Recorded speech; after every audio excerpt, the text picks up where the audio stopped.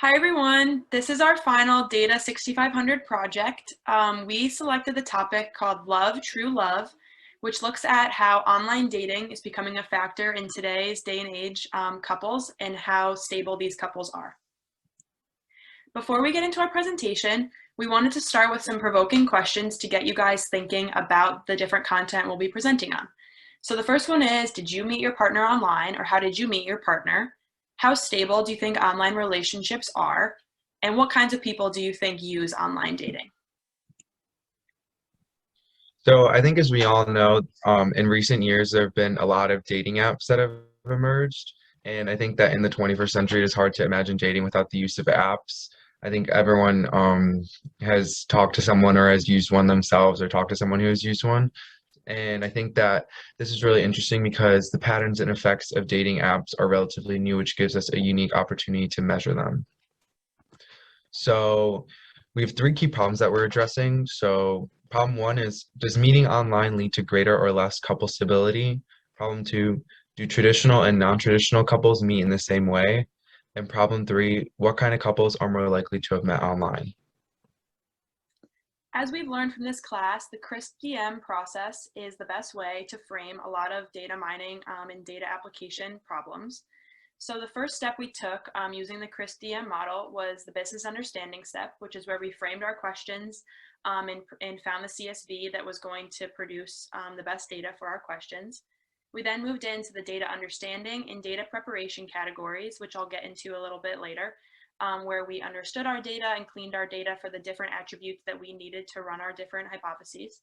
We then modeled our hypotheses and evaluated the results that they produced. So for data understanding and preparation, we use the data set entitled How Couples Meet and Stay Together produced as a CSV.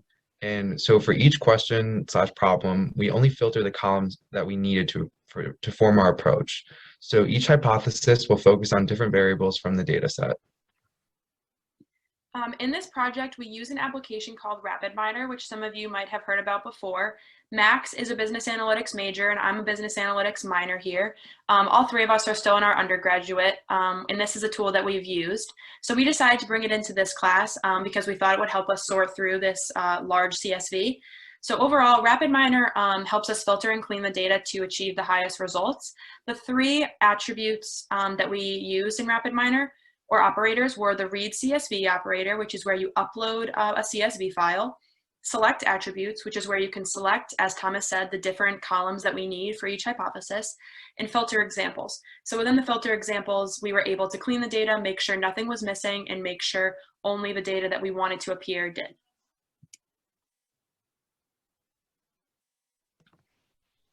Okay, so for question one, the question is, does meeting online lead to greater or less couple stability? So to define couple stability, we decided that there were two ways of doing so.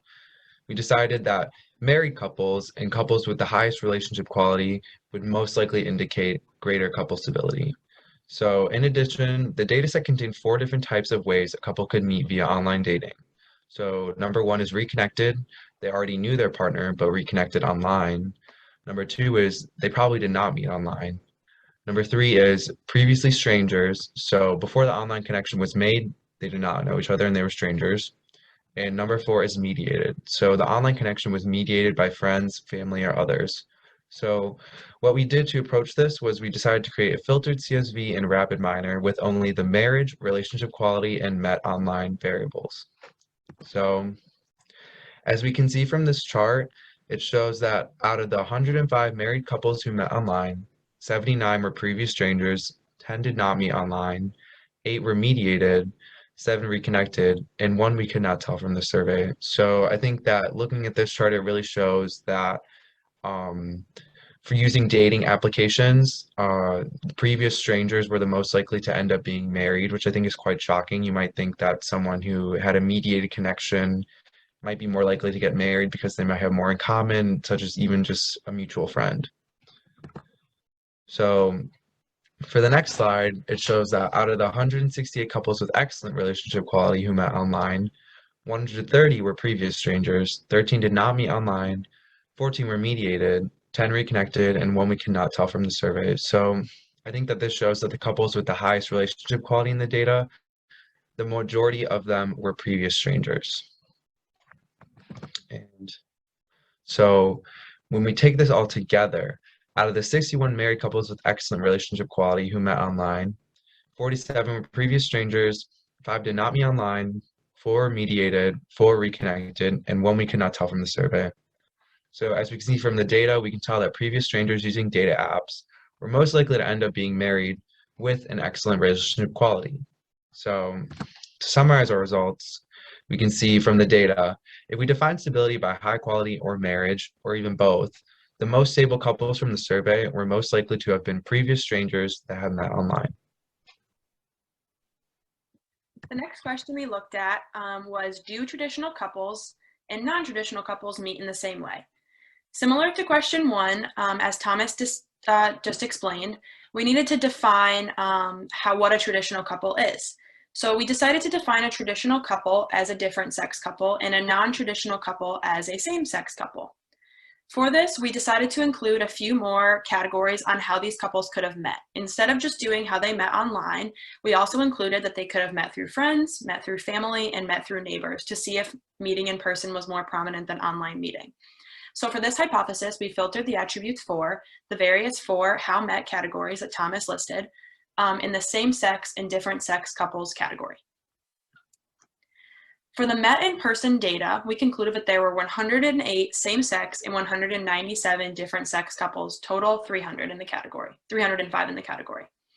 34 of these met through friends, 4 met through family, and 5 met as neighbors. Of those that met online, 239 were previous strangers, 25 probably did not meet online, 23 were mediated, and 18 reconnected. If we break this down by the different types of couples, for the different sex couple, of the 34 who met through friends, 25 were different sex. Of the 4 who met through family, all 4 were different sex. Of the 5 who met through neighbors, 3 were different sex. And the following is how the 197 different sex couples met online. So 144 of them were previously strangers, 20 of the 23 were mediated, 19 of the 25 probably did not meet online, and 14 of the 18 reconnected online. Similarly, if we look at the same-sex couple data for the 108 same-sex couples, we can see that of the 34, 9 were same-sex. Of the 4 who met through family, 0 were same-sex. Of the 5 who met through neighbors, 2 were same-sex. And for the 108 couples that met online, 95 of the previous strangers were same-sex. 6 of the 25 that probably did not meet online were same-sex. 3 of the 23 mediated, and 4 of the 28 reconnected. So overall for this data, we can conclude one thing, that the data is definitely a little skewed.